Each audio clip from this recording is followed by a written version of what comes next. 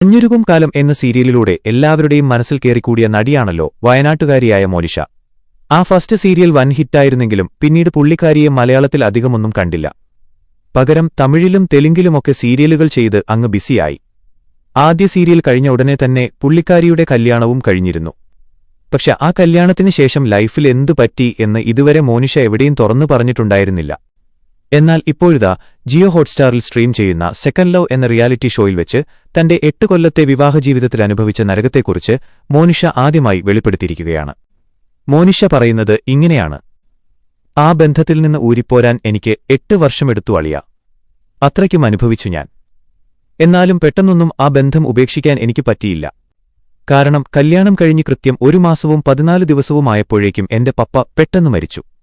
ഒരു രാത്രിയിലാണ് ആ വാർത്ത വരുന്നത്. എനിക്ക് താങ്ങാൻ പറ്റുന്നതിലും അപ്പുറമായിരുന്നു ആ ഷോക്ക്. പപ്പയ്ക്ക് ഒരു ഹെൽത്ത് ഇഷ്യൂസും ഉണ്ടായിരുന്നില്ല. വൻ ഹെൽത്തിയായിരുന്ന മനുഷ്യനാ. പപ്പയുടെ ആ പെട്ടെന്നുള്ള മരണം എന്നെ ഭയങ്കര ഒറ്റപ്പെടലിലേക്ക് തള്ളിയിട്ടു. എനിക്കുവേണ്ടി സംസാരിക്കാൻ ഇനി ആരുമില്ലെന്ന ബോധം അപ്പോഴാണ് വരുന്നത്. എന്റെ വിഷമങ്ങളൊന്നും അമ്മയോട് പറയാനും പറ്റിയില്ല. കാരണം പപ്പ പോയതോടെ അമ്മയും ആകെ തളർന്നുപോയിരുന്നു. ഒരു നാട്ടുനടപ്പിന്റെ പേരിൽ ഏതാണ്ട് 100 പവനോളം സ്വർണം നൽകിയാണ് എന്നെ കല്യാണം കഴിപ്പിച്ചു വിട്ടത്. ആ ബന്ധം അവസാനിപ്പിക്കാൻ എനിക്ക് ഡിവോഴ്സ് വേണമായിരുന്നു. ഞാൻ ഡിവോഴ്സ് ചോദിച്ചപ്പോൾ പുള്ളിക്കാരൻ പറഞ്ഞത് ഡിവോഴ്സ് തരാം, പക്ഷെ സ്വർണം മുഴുവൻ എനിക്ക് വേണം എന്നാണ്. അതൊരിക്കലും കൊടുക്കാൻ പറ്റില്ലല്ലോ. അതുകൊണ്ട് അവസാനം അയാൾക്ക് ജീവനാംശം നൽകാം എന്ന് സമ്മതിച്ചാണ് ഞാൻ ഡിവോഴ്സ് ഒപ്പിച്ചെടുത്തത്. സാധാരണ പെണ്ണുങ്ങൾക്കല്ലേ ആണുങ്ങൾ ജീവനാംശം കൊടുക്കാറ്? പക്ഷേ മോനിഷയുടെ കാര്യത്തിൽ നേരെ തിരിച്ചായി. തനിക്കൊന്ന് ഇറങ്ങിപ്പോന്നാൽ മതിയെന്ന അവസ്ഥയായതുകൊണ്ട് സ്വർണം തിരികെ വാങ്ങി അയാൾക്ക് ജീവനാംശവും കൊടുത്ത് ആ ബന്ധം എന്നേക്കുമായി അവസാനിപ്പിച്ചു.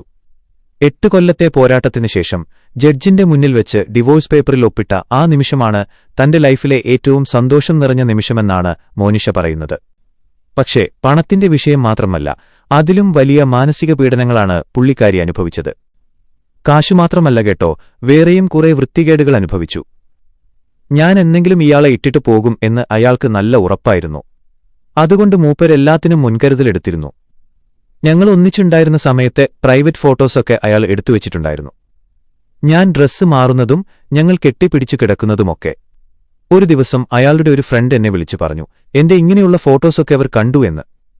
കേട്ടപ്പോൾ നെഞ്ചു തകർന്നുപോയി അളിയാ. ആ നിമിഷം മുതൽ എനിക്ക് മനുഷ്യന്മാരെ വിശ്വസിക്കാൻ പേടിയാണ്. ഇന്നും എനിക്കൊരാളെ കെട്ടിപ്പിടിച്ചു കിടക്കാൻ പേടിയാണ്.